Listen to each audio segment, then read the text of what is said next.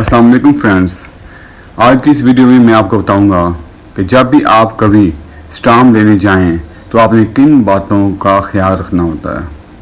देखिए, रोज़मर्रा ज़िंदगी में हमें स्टाम्प की हर वक्त ज़रूरत पड़ती रहती है। कभी हमें जायदाद की खरीद फरोख्त के लिए स्टाम्प की ज़रूरत होती है, कभी हमें किराएदारी के लिए स्टाम्प की ज़रूरत होती है। जब भी आप स्टाम्प लेने जाएँ तो आप इस बात की तसल्ली कर लें कि जिस शख्स के पास आप स्टाम्प लेने गए हैं, क्या वो लाइसेंस याफ्ता स्टाम्प फरोश है, क्या उसके पास स्टाम्प फरोशी का लाइसेंस है, क्या उसके पास जारी करदा रजिस्टर्ड है।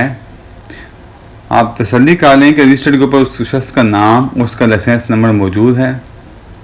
जब वो शख्स आपको स्टाम्प देगा तो उस स्टाम्प की बैक साइड पे वो अपनी एक स्टैंप लगाएगा जिसके ऊपर वाज़े तौर पर स्टाम्प फरोश का नाम और उसका लाइसेंस नंबर तहरीर होना ज़रूरी है।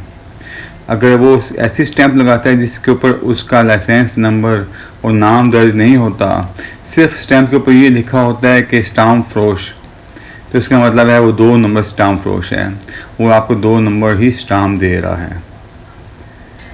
अगर आप किसी से 2 नंबर स्टाम्प ले लेते हैं तो कल को आप अपनी किसी कानूनी चाराजोई में उसको इस्तेमाल नहीं कर सकते, बल्कि उल्टा आपके साथ अगर कोई मसला बनता है तो उस स्टाम्प की वजह से आपके ख़िलाफ़ कानूनी कार्रवाई हो सकती है।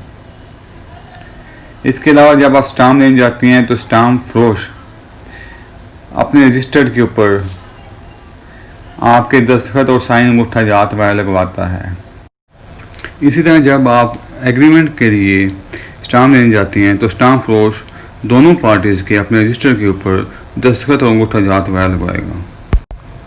इस बात का ख्याल रखना चाहिए कि जब आप बयान हल्फी के लिए स्टाम्प जारी करवाएं तो उसके ऊपर ओथ कमिश्नर की स्टैंप लाजिमी लगवाएं।